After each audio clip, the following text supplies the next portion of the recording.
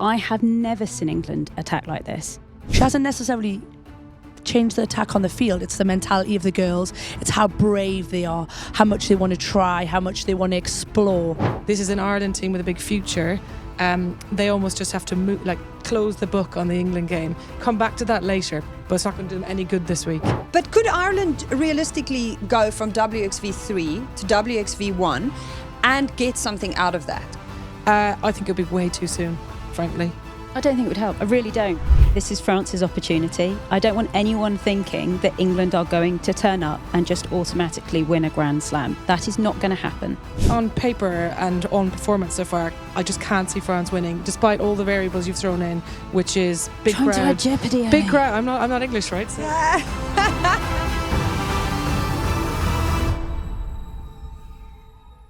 Welcome to The Good, the Scaz and the Rugby, brought to you by our friends from Vodafone. Shululu, it was a party for the ages over the weekend. What a great day out at Twickenham. If you joined us at the Cabbage Patch for The Good, the Scaz and the Rugby live with our steering wheel, our fourth wheel. No, so are we going with steering wheel? You had to go there, didn't you? It's not even on the script today. Katy Daly McLean, it's good to see you again. I've missed you. I've missed you so much.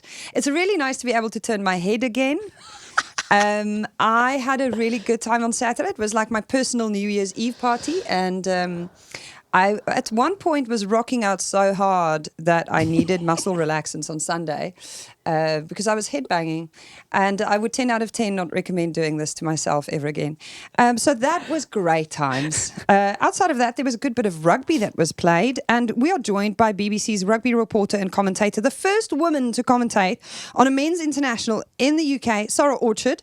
Hello, thank you for having me again. Well, yeah, she was one of the OGs. She joined us on season 1. Yeah, thank you so much. It's very lovely to be back. And I have to say, you've come a long way since Zoom. This is very impressive. I mean, I like it in here. It's we comfy. even have pictures of everyone here around us and a little kitty cat on the shelf. You know, priorities. Yeah, very nice. And alongside the three of us, the woman who we all look to so often when we don't have the answer. Honestly, it feels like sometimes she's the conscience of the women's rugby space. She found Scrum Queens, the OG women's rugby website and publisher, back in 2009, and these days she's the CEO of More Than Equal, which aims to find and develop the first female Formula One world champion. Nothing major. Ali Donnelly, you do love a challenge. Hey, Thank you so much for having me. This is my debut, so very happy to be here. It's taken us a very long time to work up to this, because when you invite Ali Donnelly down, you need to make sure you've got your house in order. You need to make sure that you're ready to have the conversations, because she's going to speak truth to power, even though she is the power. No pressure. I better say some controversial things today. But just to add to what Elma said there, women's rugby in the place it's in now, we just have to say, we wouldn't even have world rankings. I mean, someone might have caught up eventually, but you were the pioneer. You and John Birch, have to give him his credit as well here, because without Scrum Queens, just the data would be so far behind where it is. So, yeah, big up your big self. And I think as a player, it's even more important because nobody was interested. So for me, looking back on my career, if it wasn't for the likes, like you say, of you and John, it wouldn't exist. It just, nobody took any interest in it. So I think there is a lot that we can be grateful to the things that you did in our game for. I'm really uncomfortable compliments, so this is awful. So must we stop Thank you now? so much. And you're a great friend. You're a wonderful mother. Such a good chief executive. You run your company.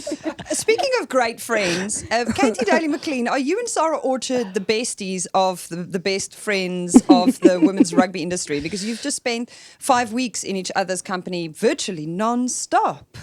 I think so. I'm not sure if Sara would agree. But on this, I don't know if Sara knew that me and you had a massive fallout. When? 2014. Oh, yeah. I remember that very well. I blame Gary for that, but carry on. You can tell the story.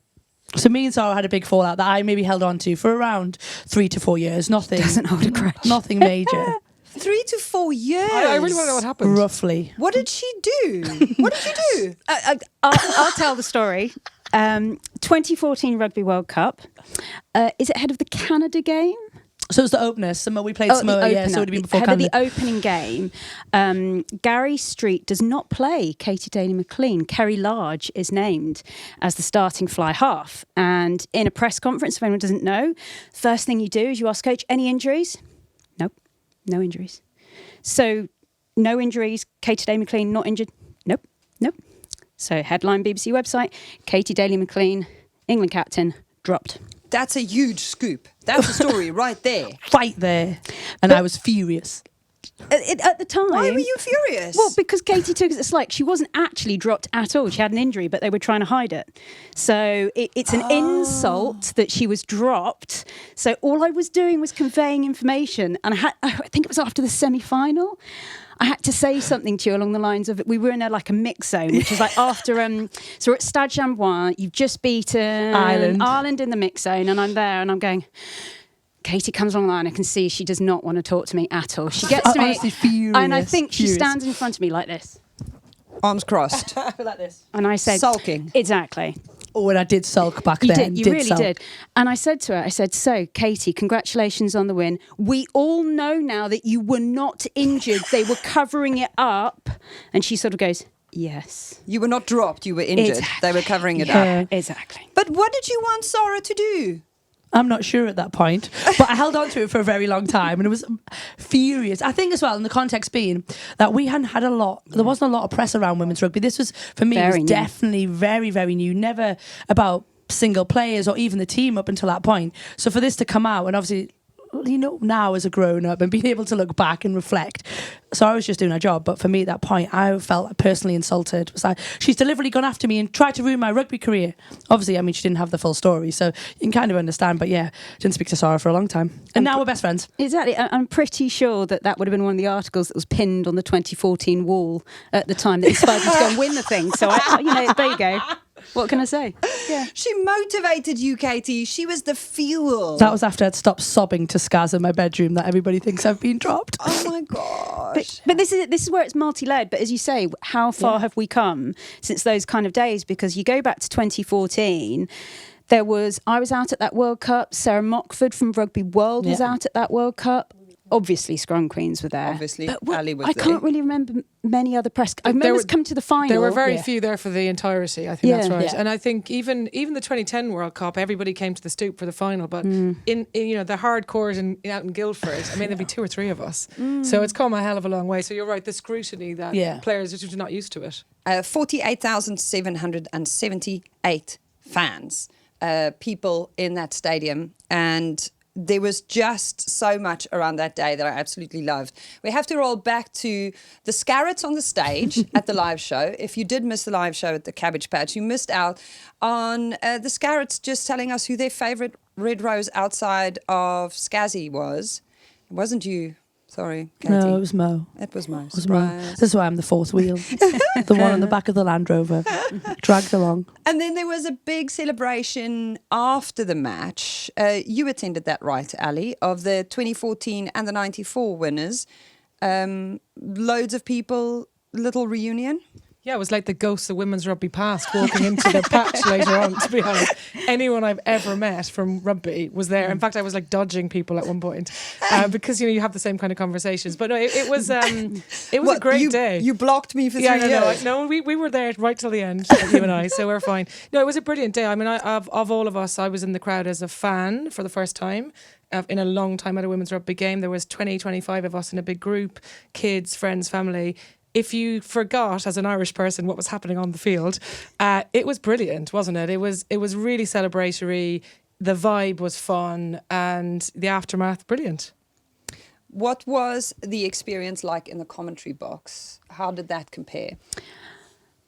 I think each year it's getting better. I still, it's not comparable to a men's international in any way, shape or form because it's such a different crowd that come to these women's occasions. They're there for a very different feeling. And actually, it reminded me a little bit of Ali and I did an event a few weeks ago that had Carly Telford there, where she told this story about a Chelsea women's match where Arslan turned up with the wrong socks. And so the whole match was delayed by half an hour. And she said, if that had happened at a men's game, can you imagine the crowd waiting for half an hour for a match to start and the problems that would cause? She said the DJ just played out a load of bangers, load of ABBA music. I was there. And the It was crowd loved amazing. it. Yeah. It was all like 90s classics. Yeah. So obviously, in your 40s, absolutely loving it. But it wouldn't have happened in a men's game. But that is the point, is that when you go to a women's game, there is that goodwill, that want to be there, that atmosphere, that you are there for a good time. And that's not to say that in any way the rugby is incidental, in any way, shape or form, but it's perhaps not quite the genesis of what people are actually going there for. And that does make it a very joyous occasion to attend. I was sending someone a video. I literally at halftime during the Sophie Ellis-Bextor set was just standing filming the people in the stands and how many people stayed in their seat at halftime. Considering the size of the average female bladder, I was very impressed. Yeah. All of us were still in our seats and everyone was dancing, and the atmosphere at halftime, I think Sophie was a great win. She was just absolutely sensational. The music landed for everyone. A little bit of disco, a little bit of sequins, bit of fun. And then even when she came off the pitch and she walked around, you could just see the fans, really everyone pushing to the front, trying to wave at her and get Cracking a slice of outfit. her attention. Oh, so good. She was absolutely amazing. And did you see the guy at the end of the pitch behind the goals who was doing the flips on the bouncy shoes? Yeah, that was right in front of us. It was brilliant. Yeah. So good, so good. There was a group of like burly men in front of us, and they stayed sitting for the whole game, which is great because we had small kids with us. But when Sophie Ellis-Bextor came on, like they just up they got. What was the one? Groove Jet? Groove Is that Jet, the one? Spiller. I mean, they lost their minds. It was amazing. It was so fun.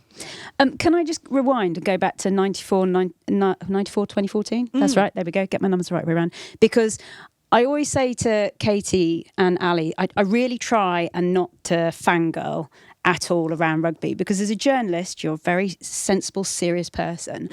And I wasn't fangirling, but I did have a big moment when I went into this big event that was laid on at Twickenham, where I have never met Karen Almond. I've never met her. She lives on the other side of the world and people don't know the name. She's Red Rose #1. She was the captain at the World Cup in '94. I've never seen her. And I was looking around this room and I was going, I know she's in here. And I was like, can someone please just like point her out to me? And then I saw her, I was like, okay, that's Karen Almond. And then I was just like, that's Karen Almond, Red Rose #1, who won the World Cup, lifted it in '94. That's Katy Daly-McLean, who lifted the World Cup in 2014. And you turned around to me and you said you'd never met her except on a Zoom. So I was like, right. So I got the two of them together and I was just like, how amazing is this moment? And we got a lovely picture of the two of you together. We didn't did. I'm really grateful. And just what an amazing person she was. The background, the era. When you listen to the pioneers and their stories, if they hadn't done what they did in '94, so they started teams in London after finishing university, we wouldn't be here. None of us would be sitting talking about our game now. And I think we don't forget it because it is celebrated. But I just think when you get the opportunity to have a one-on-one chat with people who played in such a different era, even though it was only 30 years ago, it's still amazing. Did you met Karen? Yeah, I've spoken to Karen. She was actually in the patch later on. Yeah. So slightly That does different not vibe. surprise me. But I think the shame is, of course, we have no footage from that era. Not much of it. A little bit of footage here and there. Because when I was researching my book, I remember asking players about her, and everybody would say she was unbelievable, and I would love to have seen her play. If you talk to people from that era, who's the best player in that era? Karen Almond. A couple of Kiwis as well, but yeah, she's up there, isn't she? She was saying, and she was really polite. She was like, her dad watches the game now and occasionally speaks to her in New Zealand. Was like, you would have fitted in the way you play now in the current era. She wanted to kick a ball, which now, look, a lot of the girls can kick a ball, but even we know 10 years ago, so never mind 30 years ago, and he said, yeah, to her that she would have fitted in the game today, which I think is a massive compliment of the type of player that you're talking about. Yeah, and the stature, but also the contribution that she made.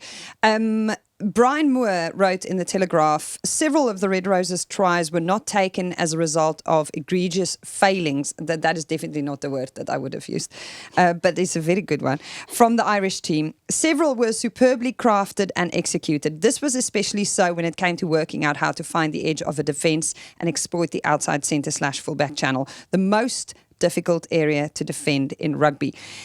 Is the display, and as you say, like the amount of things that players just tried and just gave a go on Saturday. Is this the John Mitchell era kicking in? I think this is a really fascinating one because I don't think this is necessarily John Mitchell, I think this is what's come before him. I think this is the Simon Middleton finer detail, the Scott Beeman, the Gary Street, and he's just getting some of the rewards of it. Because if you look at some of the running lines and some of the damage England did from first phase alone, that's not something I think you can fix in 6 weeks. I think Lou Meadows has obviously come in and made a real big emphasis on the attack, and I think she hasn't necessarily change the attack on the field. It's the mentality of the girls. It's how brave they are, how much they want to try, how much they want to explore. And I think you looked at it with Eddie Jones and Stuart Lancaster.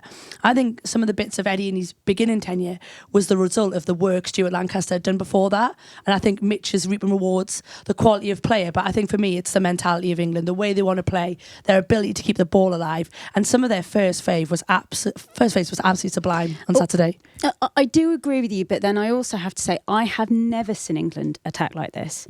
And I do think John Mitchell has had an impact. Now, I don't know if it's just that they've been given the freedom and the licence that they are allowed to, that I do look back at the Middleton era and you see the great things that they did, but you look where those tries came from in that period. I mean, Katy, let's face it, we did get fed up of talking about tries coming off the back of mauls.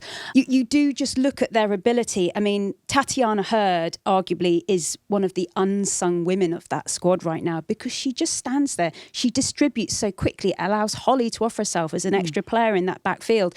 It really is great, and I just haven't seen it before. So I do think John Mitchell has had a bigger ability to actually free them up. The person we haven't mentioned is Brian Ashton, and I spent a bit of time, a good hour and a half on Wednesday night talking to Lou Meadows. I've known Lou quite a long time, and so we were doing an interview, but we had a good chat in and around it, and I think I didn't understand how much of a role he was playing. Yeah. So he's in around the squad a lot. He's definitely mentoring her and helping her as an up and coming high potential attack coach. So Abby Dow talked to Fee Thomas about it after the game too, his impact, and he is the guru of attacking rugby in this country, isn't he? He's the kind of Wayne Smith of the RFU's kind of ecosystem. So I suspect there's an element of truth to everything everyone is saying, and he is adding to that in a way that maybe we didn't realise until recently. I loved, I'm going to literally read from that story that Fee wrote because it's so poetic. The way he phrases, these are Abby Dow's words, the way he phrases it almost makes you rethink the philosophy of rugby. I think the English brand, the philosophy is, let's kick to the corner, let's take the territory. But is that the philosophy of all rugby? Can we expand that? The questions we've been asked, you can see our 9s and 10s are stepping up and actually answering those questions, and as a result playing a really exciting brand of rugby. And that is what I have felt. I have felt that the Red Roses now are stepping into an era where they're not playing the kind of rugby we've seen and come to expect and know. It's really surprising and quite delightful. The other thing I would add on to that and on Abby Dow is the improvement in Abby's game. So I think you've always need England's 9 and 10s have always been the ones that dictate everything, all the handling skill. But if you look at Jess Breach's involvement, Abby's involvement coming into that 13 channel, which is generally your highest pressure because you're going to get the most amounts of heat from defence. I thought some of her decisions to run and pass were amazing, and I think that probably links into how she, as a winger, is viewing her own responsibility in England's attack. It's not just about finishing now. And to credit someone who I know sits regularly on this sofa, Natasha Hunt, Mo. I'm BBC trained. I have to call her Natasha Hunt and Emily Scarrett. Just so you know, that you go for the full name. I'm just so well trained. We don't do nicknames. I know. Something you learn in commentary. Natasha Hunt. I can see now when she was playing in the Middleton era, you could tell she wasn't always in favour. Ultimately, the style of rugby they played did not suit her at all. And whatever happened in that era happened. You can see in this Mitchell era how much it suits her. Her freedom to express herself, to get that ball moving, it is just so designed for her. And as it stands right now, for me, she would be a starter in a World Cup final quite easily. I hope, her body allows her to get that far, but the way she's playing right now, it's just incredible. Just Can I just add, though, to Brian Moore's thing, some of the England attack was in large part due to some failings in our defence, to be fair. So we should talk about that later. It was beautiful how England played this intricate style of kind of coming out the back, as you described with Hurd at first receiver is great, but there were some basic kind of fundamentals that fell apart for Ireland as a result of being overwhelmed, I think, by the way in which England was playing. So, 90% of the credit due to England, but I think there were some things that could have been better from Ireland. We definitely want to get into that. I just want to say our Mo made it into the Katy Daly McLean team of the week. Thank goodness. A lot of pressure was building about that. There was some pressure around that. And I love when we posted the score, how many people got stuck in the comment section on our Instagram. And I just want to credit a few of them. Michelle said, what a fantastic day of rugby. And to be able to see both Hunty and Scazzy on the pitch, fantastic. Mo's try was the highlight of my day. Crazy Roops said, how many times has Mo Hunt outscored Scaz in a match? We'll leave that to Scrum Queens to tally up for us. I have no idea. John Marley Giga said, so chuffed at last I got to see Scaz live. A hell of a pass for Maddie's try. Hunty, brilliant game as always. Well done, ladies. Might catch the crew in Cabbage Patch shortly. Well, yes, you did. We put on a bit of a show. Scazzy's return and that little outside boot kick that she put in to set up that try. She said, and this is the most Emily Scarrett reply. So I saw that and I thought, if I had done that and someone said to me, reflect on that moment, I would have just gone, oh, how exciting, how fun, tried something, it came off, yay, we scored, boom. Mic drop. She goes, if I had a left foot, it wouldn't have looked quite as dramatic. I've only got a right foot, so I had to try and kick it off the outside of the boot. The girls outside of me were screaming for it, so I thought if I don't try to put it along the ground somehow, they're going to be so mad. So mad. So mad. Looks so good. It really did. It was beautiful. It's true, though. She doesn't have a left foot. There we go. So how good to see the contribution. And we FaceTimed her from the pub. I do have a screen grab of this. We wanted to convince her to come out and she was like, no, the job's not done yet. But it was really good. We did also level a fair bit of reality check chat after the Italy game at her. So we now have to give her flowers. I mean, she does have a name in the title of this podcast. Do you know what? It's really awkward talking about Emily Scarrett, Scaz, whatever you want to call her, when her name is in this podcast. And I do think this is a really tough time for her as a player. You know, she's 34 years old. She has been regarded as the best player on the planet for women. And to get to that next World Cup with the injuries that she has had, I think, I'm not going to say anything I haven't said to Katy. It is all about managing her body now and understanding, particularly with her playing 12, what her body can and can't do, how much she actually needs to train anymore. I think that's going to have to be tapered perhaps a little bit. Is that fair to say, Katy? Yeah, I totally agree. I think for Scazzy, that the best bit, isn't it? We know she can play. We know she can ball. We know she can kick. Actually, she doesn't look particularly out of place in that 12 shirt. No. I was a massive skeptic of it. I think, having played alongside her, I think she is a very, very good 13. But she is looking pretty comfortable there. I think, like you say, it's going to be very, very different or very interesting how she views where she wants to be. Does she want to go and say, look, I want to be a starter for England and I'm going to do everything in my power? Or is she going to have to just try and navigate this next section of her career? Because ultimately our careers are in sections, aren't they? She won't be what she was when she was 17, what she is now at 34, but the things she can do and the way she can play. And I think it's going to be an interesting review for her to look back on this tournament and think, actually, look, what's next for me? How am I going to feel about it? Where do I sit? What do I want? Can you imagine being Ireland though? Want her coming on? And then she comes off the bench and you're already so far behind. I'd have been sad. Oh, really sad. I would have been so irritated at that. It's look at the strength and depth of the England squad is fabled, isn't it? But I think it's really interesting. Like I pick a team of the week as well, and I actually thought yesterday. I sometimes copy off Ali's. We do look at each other. I have a little bit of a look just in case. I did look at yours. I think 2 weeks ago. We had a few. I think as long as we always have the same 10, I feel okay. Because if she knows anything, she knows who the best 10 is. We had the same 10 this week, but I think it's the first time ever, because we've been doing this for years, that she's not been in any conversation about that because she hasn't been playing every week, and that's unusual. But how good for England that she's at the stage of her career, which is different, as you say, and the kind of profile of managing her body and so on, that they have an incredible pool of centres, that they're not in a place where they're like, we have to start her every single game. Yeah. They don't have to do that now. They can manage her in a way that is not detrimental to the team. So I think what will be really interesting is when they're all fit and ready, and they play New Zealand, say, or France, who they pick. That'll be fascinating. And I guess that's the point where you're like, what is it she wants and what she wants to do. Now, it's time for our High Flyer of the Week segment, brought to you by our good friends at British Airways. On our social, we gave you the option of the following 3 players. Ellie Kildan. Now, top meters carried, 791.7. Abby Dow is on 398.5. She's number 2, just to give you an idea of how far ahead Ellie is there. Top meters gained, 639.5. Abby, number 2, is on 311. And top line breaks, 13. Abby is number 2 there with 8. It's just wild. Our other nominees for the High Flyer of the Week category is Abby Dow, hat-trick, same as Ellie. And then all of those line breaks and meters numbers are objectively viewed very, very good. I mean, she is ahead of the pack outside of Ellie, who now seems to be in her own category in many ways. And then our other High Flyer of the Week nominee, Meg Jones.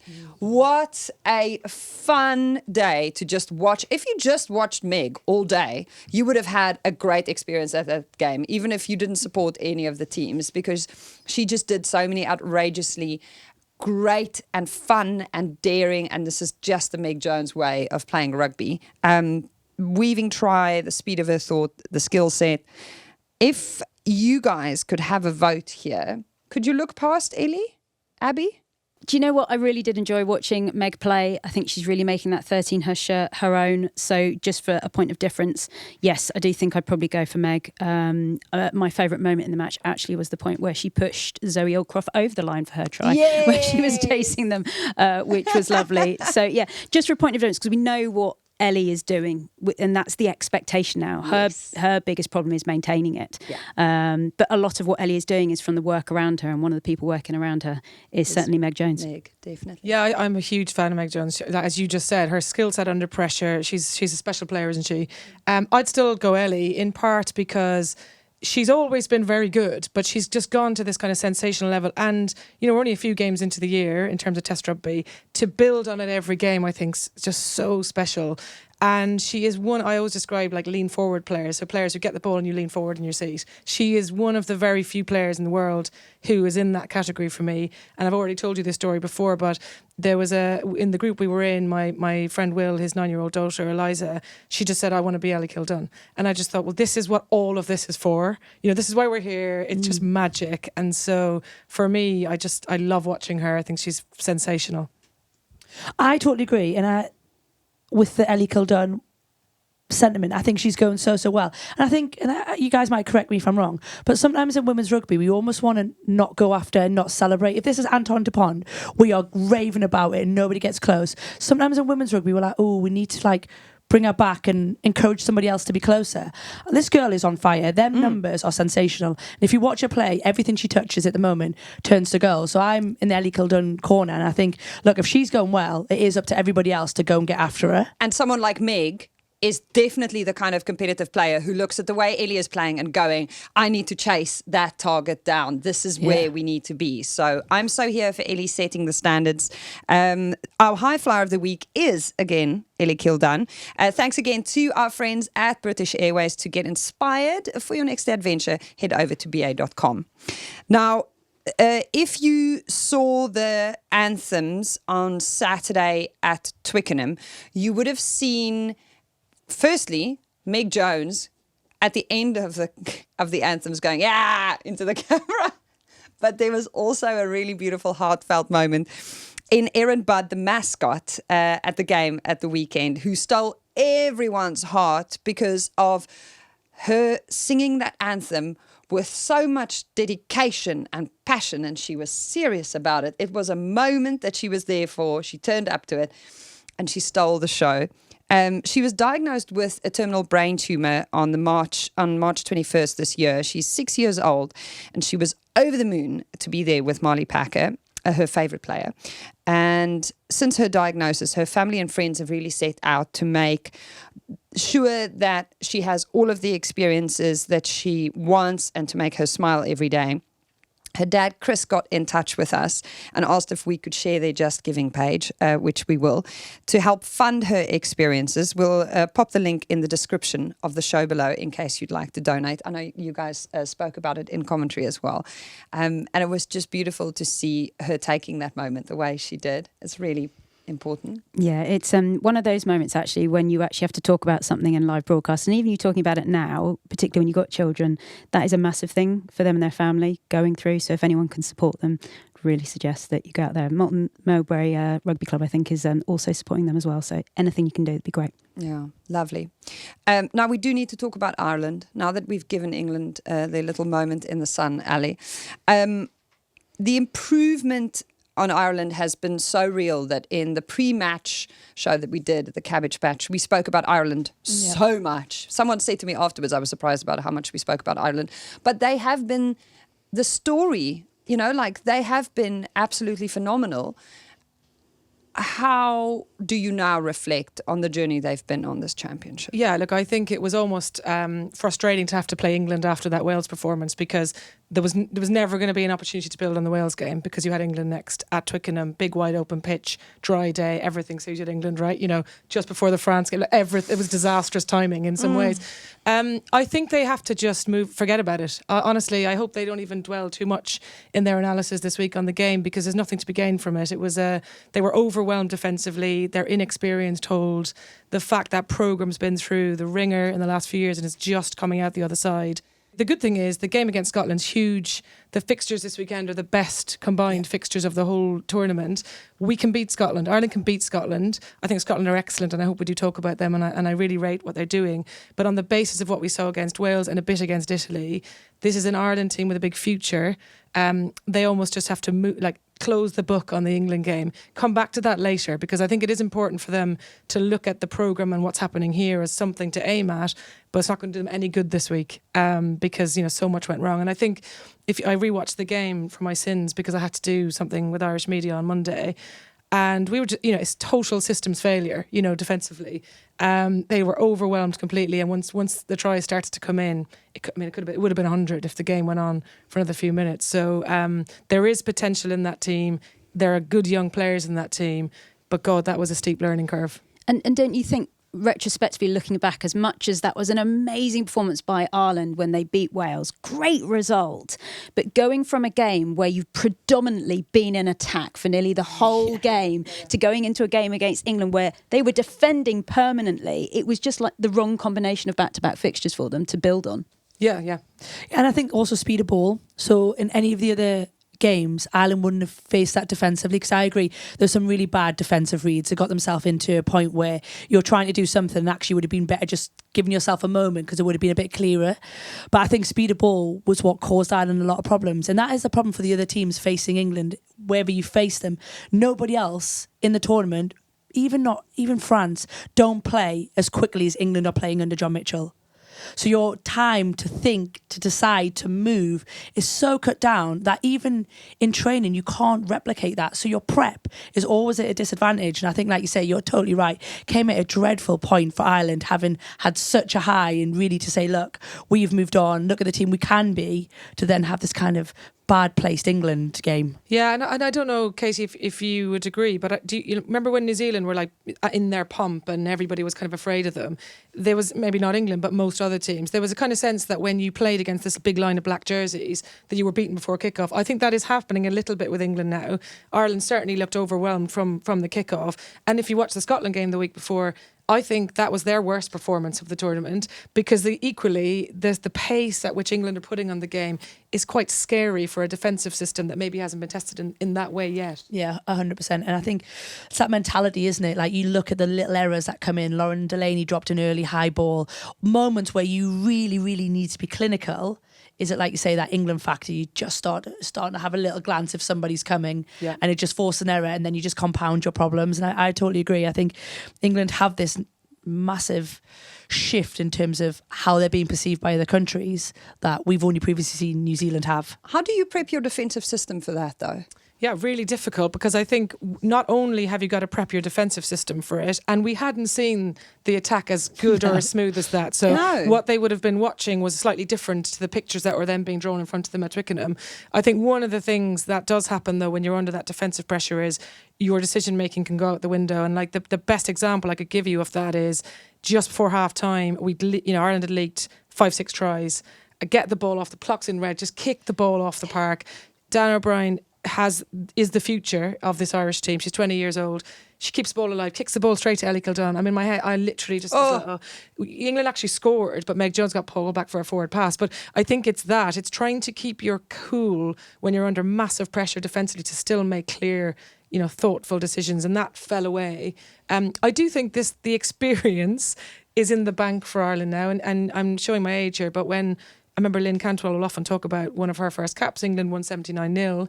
That stayed with that team for a long time, and experience in the bank, maybe it will count in the future. But added to that, to saying Dana O'Brien is 20 years old, you've got to look at the support systems that's also around her. Like Aoife Dalton, she had a good game. She actually carried a lot of ball. The problem is they're not going anywhere. Who's actually helping out O'Brien, who kicked the leather off that ball as much as she could. The problem is it wasn't going anywhere. And also Delaney at fullback, she wasn't really kicking it anywhere. So you're kind of relying on a 20-year-old to do a huge amount there, all on her own. But she's 20. Yeah.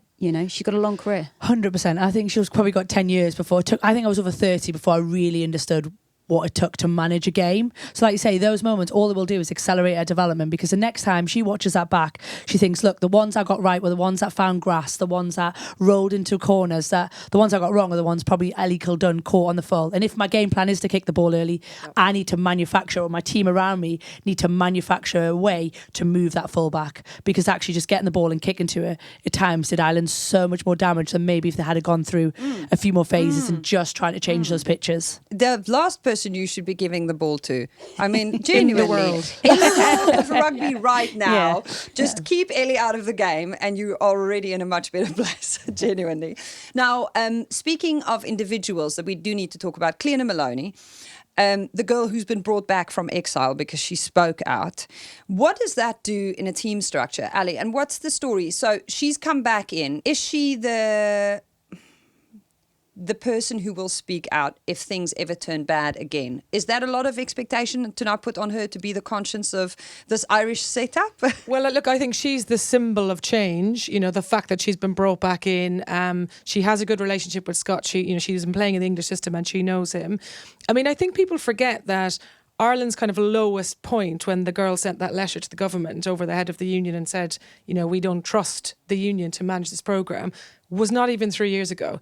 And there are girls in this team who signed that letter. So both co-captains signed it, Linda Jugang signed it, several players still in the setup. So there's plenty of leadership there who I think will talk truth to power behind the scenes if needed.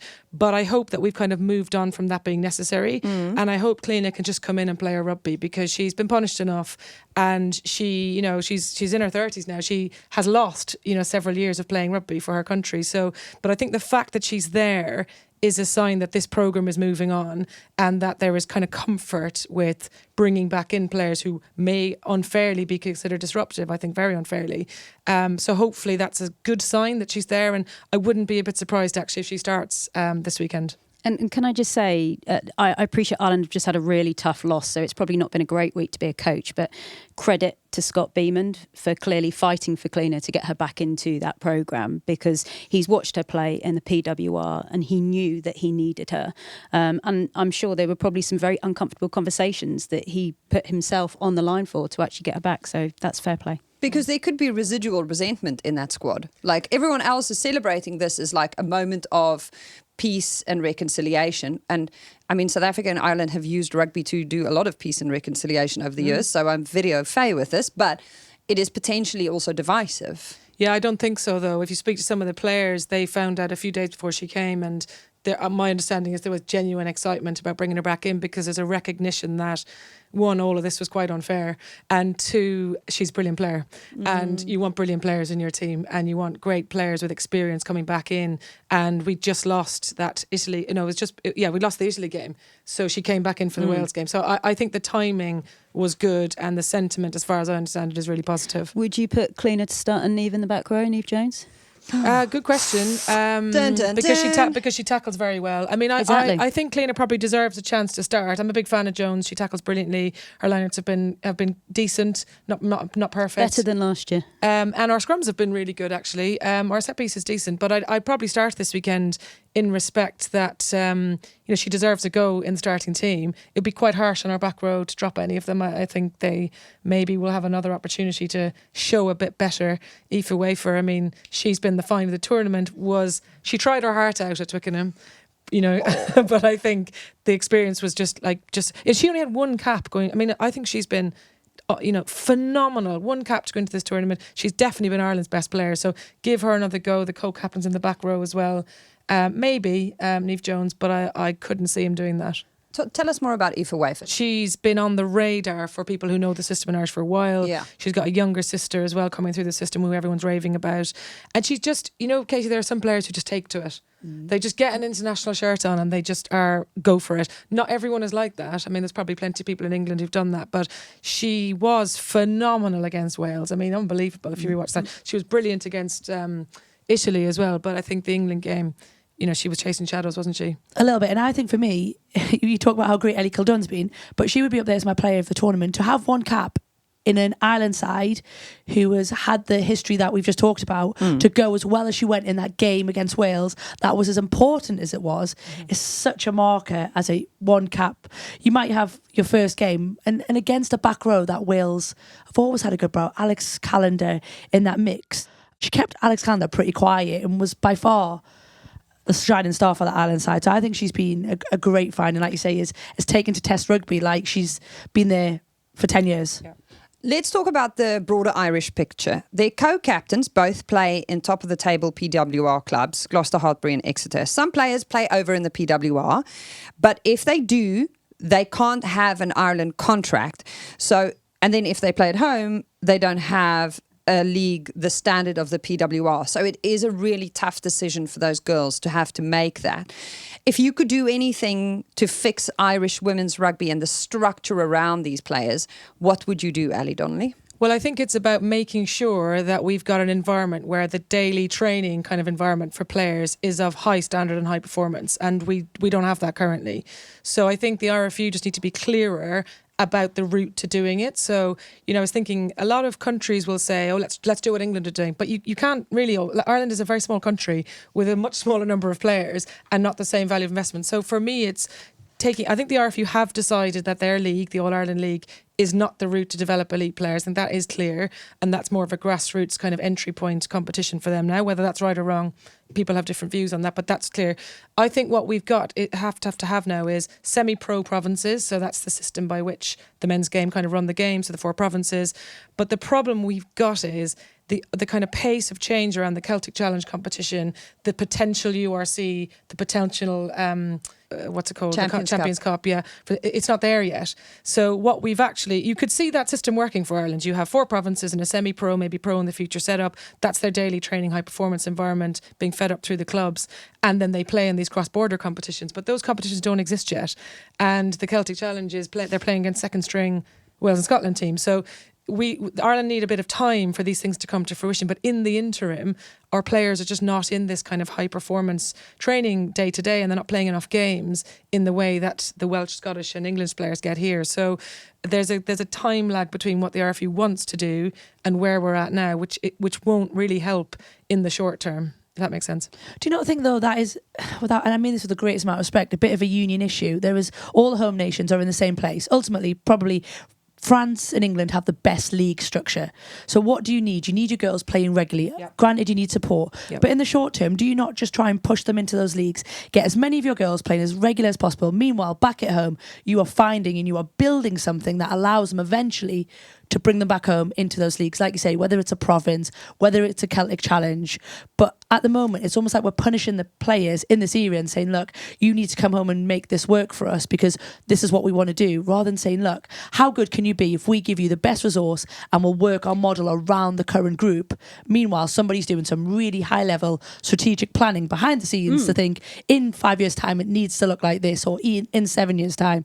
And actually, all that does is bring the Six Nations up. We spoke about it. It gives us something to sell, something to talk about. We get a bit of jeopardy because ultimately one thing we all know sitting here is we can't continue at this rate. Yeah, no, 100%. But at the same time, you can't blame a union for wanting to have their players at home, right? No. What they aren't supplying, though, is the solution right now to keep them there. And I think that's a real problem for us, and that needs to be solved quickly. We can't rely on England to solve all our problems for us, And what you're describing there is that's exactly what should be happening.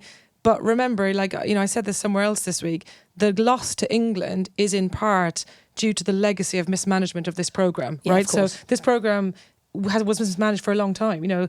10 years ago, Ireland were beating England, we're beating France.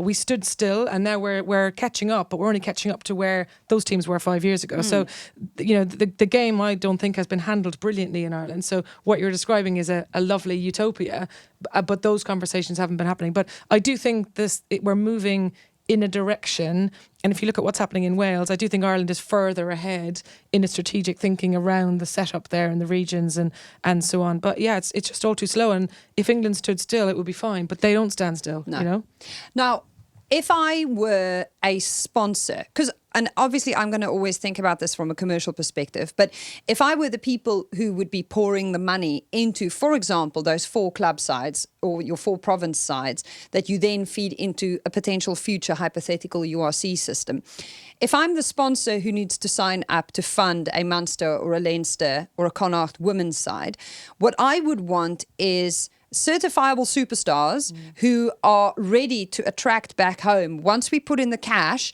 we want to know that we're going to have 3 or 4 really good players and a certifiably interesting level of jeopardy across that URC system, so that your games, interprovincial games, but also your games against an Edinburgh or against an Ospreys or against a Bulls Daisies side is interesting. So you do have to develop those stars elsewhere so that you can pull them back into your system as soon as the infrastructure is set up there. Where else are you going to grow them? At the moment, it is the PWR. It is the French League. The only thing I'm going to say in all of this is there has to be minimum standards across the whole of the women's club structure. And I always look at why England women's rugby is where it's at. It's not actually to do with the England professional contracts at all. For me, it was when Nikki Ponsford, before she left the Rugby Football Union, she set up the PWR and they had their minimum standards. And every woman who walks into a club knows the bare minimum of what they're going to get. And you're not actually allowed to run a club unless you can meet those standards. You tender for it, don't you? Yeah. And if you don't meet them, they're not interested. They will turn you away. And that is more what we actually need to see now. It's less shooting for the stars. It's more like, it sounds terrible when I say the bare minimum, but there has to be a level that you will not go below anymore if you want to produce top players. And that's more what Ireland, Wales, Scotland actually need to be thinking about. Okay, we cannot go this low anymore. We need to be raising the bar. And where is that bar? And it's that point, isn't it? What is the daily training environment that we can provide for players? And in Ireland, clearly they think not enough clubs can provide that for them. Therefore, they're looking at provinces, which is the route they're taking for the men's game. But it all comes down to that, doesn't it? Having enough games, having a high performance environment where there are minimum standards, and those things are still not there in Ireland anyway. Really interesting. It's fascinating though, isn't it? Because ultimately, but we're sitting here going, we need to promote the game. We want it to get bigger and bigger. But are we going to get to a point where actually we have to stop because we just don't have the quality to promote anymore? We can talk about Celtic Challenge, we can talk about Six Nations, but at what point does that gap become unsellable almost? Yeah, making it commercial is the hardest point. And I think you've actually hit the nail on the head there, Elma. But as I said, when it comes to somewhere like Wales, I'm not thinking about the contracts that the Welsh women are on. I'm thinking about the layer below them, because they're the ones that are going to push, that are going to make that team better. So what are you actually providing for them that's going to make them achieve that level? That's where you need that minimum standard, where a player who will be a dual career player, they're going to have another job. They might get a match fee and say maybe a bit of money for training. So we're talking about maybe a few £100 a month, maybe something like that. Maybe pushing to 1,000 if you're lucky. Unlikely though. But if you're pushing that kind of money, they're going to need another career. So bare minimum, they're going to need access to a physio. They're going to need access to good facilities. Depending on what their specialism in, they're going to need a specialist coach in there looking after them as well, depending on what position they play. Where is that line? But it's not for the players above. This is for the players actually below. Isn't there an argument that the visibility and profile of the women's game at elite level has gone faster than the infrastructure that supports it. Yes. 100%. Do you know what I mean? It's like the game now has such scrutiny and focus at the top end, and no one really sorted out all the back end stuff. And this is why this debate's happening, isn't it? Yeah, and also the back end is so far away from it. You're like, where do we start? So we have all these different options and where we need to go and where you need to spend this money and how much money you need to spend. But all we do know is that gap between, like you say, top end, middle and bottom is grassroots rugby is nowhere near. Even if you compare championship level rugby to PWR, which is only the league below, that gap in itself is absolutely enormous now. Now, your work at More Than Equal is doing a lot of this kind of thing, but in motorsport. How much of what you've seen and learnt through the hard yards you've put in, and Scrum Queens really is your side gig, because it's not your real job that you've been doing since 2009. You don't make any money out of that, do you? No, very, very little. Yeah, no, there's loads of parallels between rugby and motorsport, but I think because they're both male-dominated spaces, and so as a result, some of the so we did a big piece of research last year into why there hasn't been a woman in Formula One for 50 years, right? Racing. Why hasn't this happened? This is one of the world's only mixed gender sports. What a great opportunity the sport's missing. So what are the barriers? And actually, when we came out with the results of that, all the barriers are the same as rugby. You know, opportunity to play, investment, visibility, outdated perceptions, and so on and so forth. So there are loads of parallels you can take from rugby into motorsport. I think where motorsport has an advantage over rugby is in terms of the commercial side of the sport. Like Formula One is a truly commercial beast, and it is geographically diverse in a way that rugby isn't. You know, I always say rugby's an international sport, Formula One's a global sport, and there's a difference between those two things. That said, I would say that rugby comes off well in terms of the conversation and quality of discussion it has about women in its sport. Motorsport's miles behind on that, and it's partly because, and Sara, sorry, it's boring for you because we talked about this last week, at least in rugby, you've got, you know, we can retreat to our own space, you know, like the crowd, demographics, all very different. Women's rugby still has its own space it can play in. In motorsport, the girls have to like literally play in the same lane as the boys and conform to a system that wasn't really built for them. But I definitely take lots of things I've learned from rugby into that job, and the commercial piece is crucial to it. It's really interesting. Katy, you're just shaking your head. Fascinated. You would have loved this. Why motorsport? Or was it just a challenge of this? Yeah, I think, look, I was a director at Sport England for a number of years and got the opportunity to work with a lot of sports, not motorsport, but I think my eyes were open to the kind of what was happening particularly in sports like football and netball and how they worked with women. And I think for me, you know, this is one of the last glass ceilings in sport in terms of performance, in that it's been such a long time since a woman competed in F1, and the growth of the sport. I mean, 45% of F1 fans are now female, largely due to the success of things like Drive to Survive. It's a sport which is ripe for growth. And I am a horse racing fan. And actually, if you look at someone like Rachel Blackmore, that's another mixed gender sport, winning the Grand National, we are starting to see like really interesting things happen in a mixed gender space. So I think for me, my motorsport knowledge was pretty low when I took this job, and that's partly why they hired me. And I've hired people, as you know, I walked into the job with no team, and I've hired a team, and one of the most central pieces of that jigsaw is a guy from British Cycling who we brought in because he'd built a pathway in for men and women, you know, in the Olympic system. And so we don't have loads of motorsport experience, but I could talk about motorsport quite eloquently now, a year in. But it is really interesting because you've just got this piece where women and girls have come into a space. The equipment isn't designed for them, the system isn't designed for them, but they do present a big opportunity kind of commercially and kind of visibility wise for the sport. And you've done this transitioning from working in government for Theresa May between 2017 and as 2019. As a civil servant, very important to say from that. Deputy official spokesperson for the Prime Minister to the deep end of Formula One. Is there I don't know why Ali talks to me, honestly. I mean, there are just times when she's telling me a story about being in like Japan with the ambassador. I'm just like, I don't understand what that you is do. wild. Yeah, no, like I've my kind of take on jobs and stuff is like, if you do interesting things will happen. So that is the approach I take to jobs in my career, just to be in jobs that are interesting and, you know, can apply to the skill set that I have around communications and marketing, I guess. And I've just been lucky, you know, working at Number 10 was amazing. You know, one of the most interesting jobs I think anyone could ever do, but also completely unsustainable. I used to get up at 4:30, you know, every morning, and, you know, you get to bed at like 11, 12. And so moving into sport was a no-brainer for me. So, yeah. Why move into sport outside of the demands of the job? I mean, Well, because I guess I have two passions in life. Sorry, this is turning into a bit of a This is my life. You can cut It's a lot of very this out. interesting, though. Like I have two passions in life: politics and sport. And so I've always thought in my mind those are the two areas I want to work in the most. Yeah. So I've done that in government. And now I'm at the bit of my career where I'm working in sport. That may not be forever. I may go back into government at some point, but why not? You know, if jobs are out there and they're interesting, why not take them? Can I vote for you somewhere? Yes, please. Lead us, the Scrum Queens party. Do you know when it does get really good, though, is when you go out with Ali for a few drinks and then she talks about her job. That's where you get the really good stuff. Obviously, that we can't talk with a microphone in front of us. That's when you get the really good stuff. Would you ever go to the IRU? RFU. Well, firstly, they'd never hire me. I think that is genuinely true. Okay, so Cleona Maloney made her return from exile. Anything is possible. No, I wouldn't. No. I think for me with rugby, like I've not worked in women's rugby like ever, partly deliberately because I like to be a bit on the outside and I like to be able to, I wouldn't say like throw stones, but like critique the sport and hold it to account. And I do have this genuine concern at the moment that the women's game is, it's in a very celebratory space and the kind of conversations that need to be had to hold the game to account and to put pressure on it in a positive way.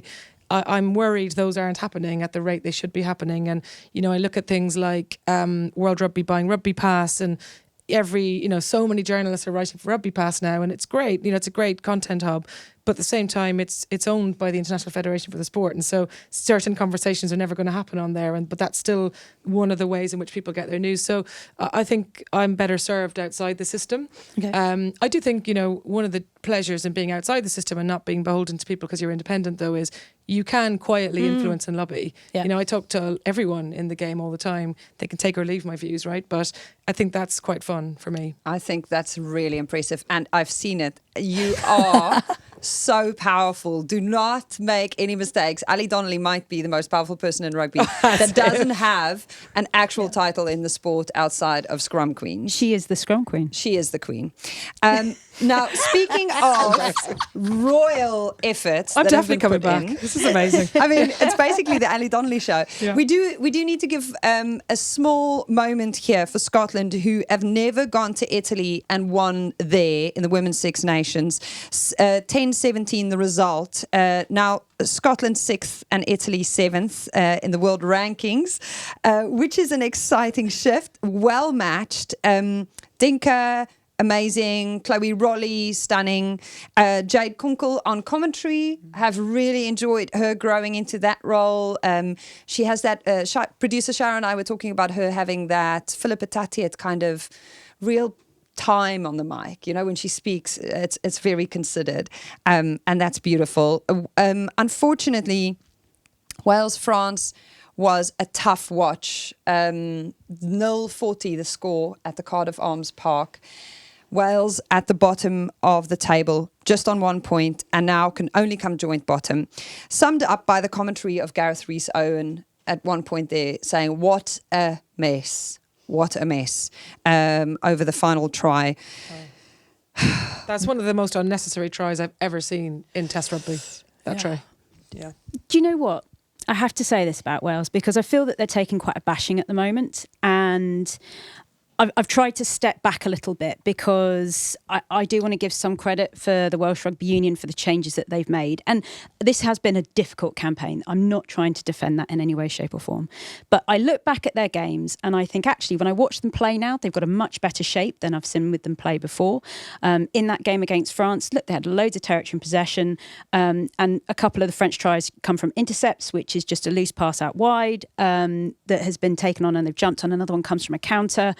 So I don't think they're in any way terrible in what they're doing. They do need to shake something up. But I don't think we're at a point with Welsh women's rugby that we need to throw the baby out with the bathwater and go through another crisis. Because I've seen a Welsh crisis and this is not it. They just need to improve. Okay, well, we're very excited to be heading over to Cardiff on Saturday. So if you're an English fan and you can't get to Bordeaux with everyone else who's going to be in Bordeaux in the bad weather, can you tell I'm a little jealous? We are going to head over to the Principality Stadium for that first ever freestanding game for the women's international Italy playing Wales. We are going to be doing a little live show beforehand. If you are coming, come join us at our pre-game warm-up with Philippa Tatiet and Gwen Crabb. Tickets are on sale. Children can join us for free and students half price. Come on, come all. The chasing pack is the topic of this Women's Six Nations. It is the one that has thrown up the biggest number of curveballs, and there is real opportunity here. Third spot guarantees qualification. Rugby World Cup 25. Is big. Yeah. It's significant. And I think the fact that Ireland can still finish third, Yeah. having just leaked nearly 90 points, actually just reminds you of the gulf now between this two-tier tournament. But yeah, no, these games there's a lot riding on these games. Yeah, and I know we put third place. I'm still confused if it's going to be good for the team that finishes there or not, particularly after what we've seen from Wales in this campaign, of what their reaction to being in WXV1 has actually done for them. I hope if it is, say, a Scotland or an Ireland, if they end up in WXV1, that they can really learn from that experience. I don't really think Wales learnt a lot. I do think Scotland had a great boost off being in WXV2. So as I said, there's still a lot to come from the whole WXV experience. But ultimately, I think we all know if you work in women's rugby circles, where you end up in WXV isn't actually that important. It's qualifying for that World Cup. And we're pretty sure that even if you finish sixth in the Six Nations, you're still going to qualify How for many that World voice Cup. notes have we exchanged about, A lot. about qualification? But could Ireland realistically go from WXV3 to WXV1 and get something out of that? I think it'll be way too soon, frankly. I don't think it would help. I really don't. I think if you're building particularly towards that World Cup in 2025, I think it could be a disadvantage whichever team ends up in WXV1, potentially. I totally agree. And I wonder, again, is this where we've set this out in stone, so it has to be. Actually, if WXV was all around, giving teams the opportunity to play, then surely somebody thinks, actually, what is the best for these teams? Because I agree, it did nothing for Wales. Scotland are probably your best side to go to WXV1. Ireland going there would be absolutely dreadful for them. Absolutely dreadful. All we're going to see is a big score. So if you're World Rugby, would you look at how... I think they are. I think we expect WXV to change. It's going to completely structure. evolve off the back of the World Cup, Yeah.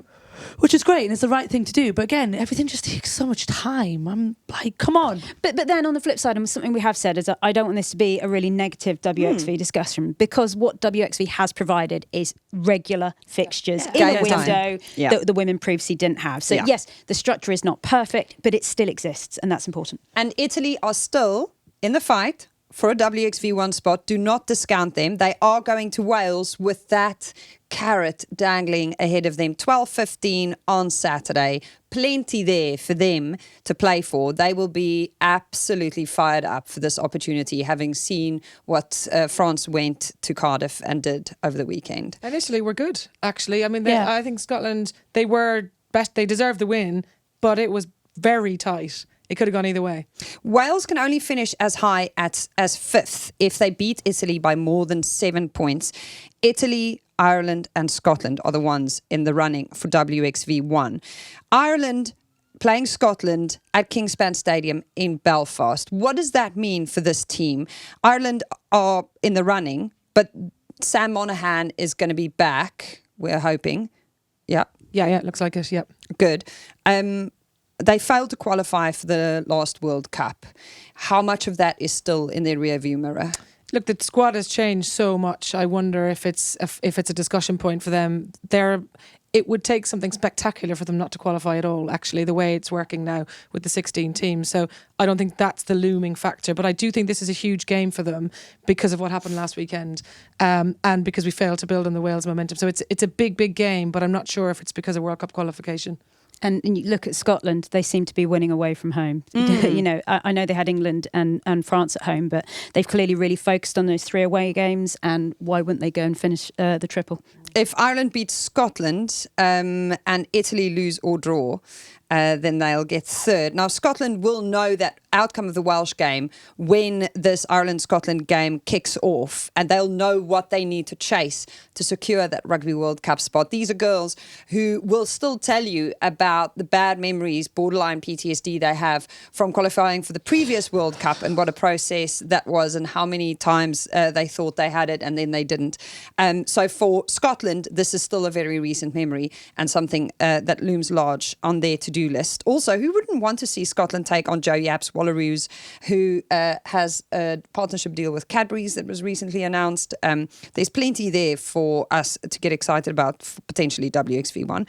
France, England, 4:45 p.m. in Bordeaux. You guys will be there. I know you will. You're smiling broadly.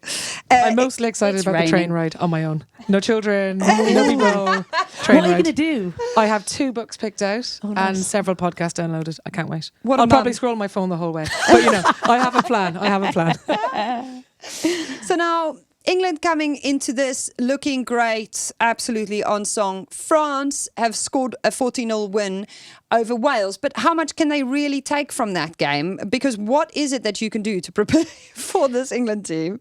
Can I just say this is France's opportunity? I don't want anyone thinking that England are going to turn up and just automatically win a Grand Slam. That is not going to happen. We've been told already this morning it's going to be a record crowd in France. France have not beaten England now since 2018.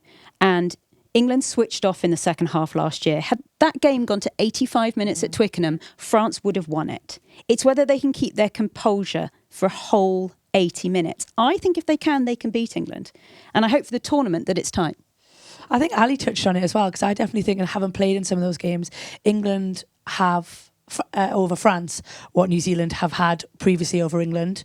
That can they close a game out? Can they? Because there's been many a game that's been within one score, but it's generally always gone England's way. I think what's different though is France and France are such a different beast to what you see France away. And if you look at the log at the moment, England on 20 points, France on 19. England on, in terms of tries against, have 2 against them, France 5. Tries 4, England 38, France 19. That's exactly double. Points difference, England 208, France 94.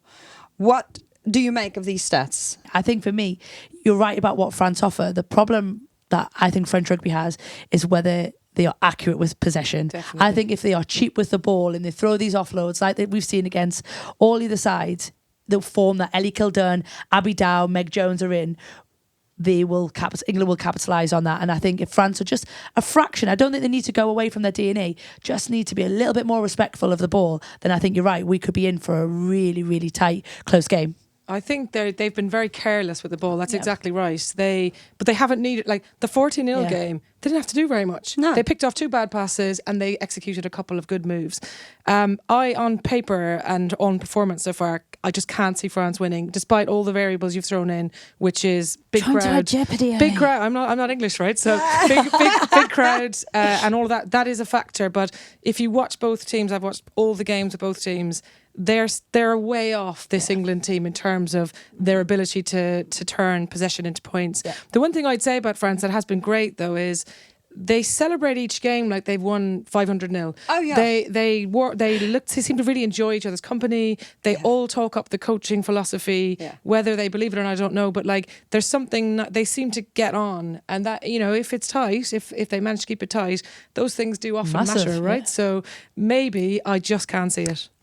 All of the rest of the rugby will be done by then, and then this will be the big decider. Super Saturday. What a great opportunity for us. Are you going to give us a score prediction there then? Come, Katy. For England-France? Yes.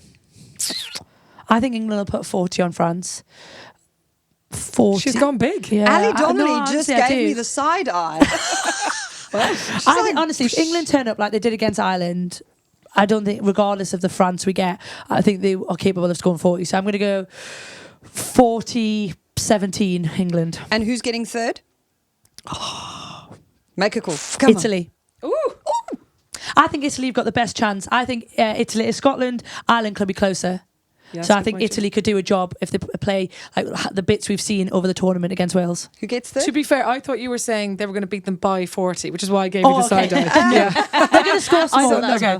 I think England will win by at least 10 plus. I think Scotland will finish third because I think they've got the ability to close games out.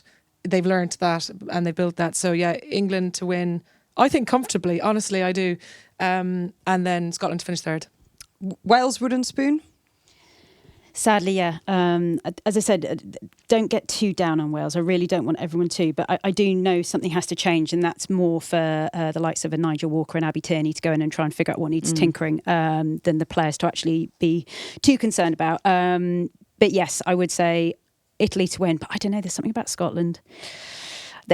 I think they might nick it. I think they might win. Yeah, I think it might be Scotland that nick that third. We shall see. And I think England, I think they are going to win, but I think it's going to be tighter than everyone thinks because it's also raining. Do check your weather forecast. It looks pretty horrible actually when we kick off. So I think it's going to be within 5. Is that why you put 5? Wow. Is that why you put the weather forecast on the top of the group? That is correct, yes. It's actually quite nice when we land on the Friday. Bit overcast, but pretty much the whole of the Saturday it's raining. Oh. God, massively affects my outfit choice, that does. Take the wellies then. There we Wellies. go. The Mac. Big hat. Yeah, something to keep the rain out. Big thank you, Ali Donnelly and Sara Orchard, for joining us in this very special episode. Pleasure. It's been great to have both of you and all of your very informed opinions on this couch to really bring some sense to the conversation. And then a special moment to our steering wheel. The generosity of spirit that you have brought to this little It's like a stint. backhanded compliment. Literally, this is all I get. But I've just heard You about are rubbish, but at Thanks least for you coming. came. Yeah. I know, you tried your You best. turned up. You held a grudge against Sara Orchard, who's genuinely the nicest, most everyone is welcome person in all of rugby. Can you imagine how I feel towards you? I am genuinely worried now, but that also makes me feel very lucky for how you've turned up with a smile every time. Because I like Shira. And you are so nice to Shira, and we really appreciate you for that. Shira says she's not, but she keeps smiling anyway. Thank you very much. No, it's been a total pleasure. It's been so good to have you. So thank you so much for coming on board. We have been the Good, the Scaz and the Rugby. We will bring Scaz with us next week in partnership with our friends from Vodafone, which we're very excited. The Morio will also be back. Emily Scarrett and Natasha Hunt. Emily Scarrett and Natasha Hunt, as they are known. I mean, at this stage, sometimes I'm really stunned by the fact that they do have actual real first names. Emily and Natasha, whoever they might be, will also be back. We are the Good, the Scaz and the Rugby, a Folding Pocket production produced by our fearless leader, Shara Kilgallen.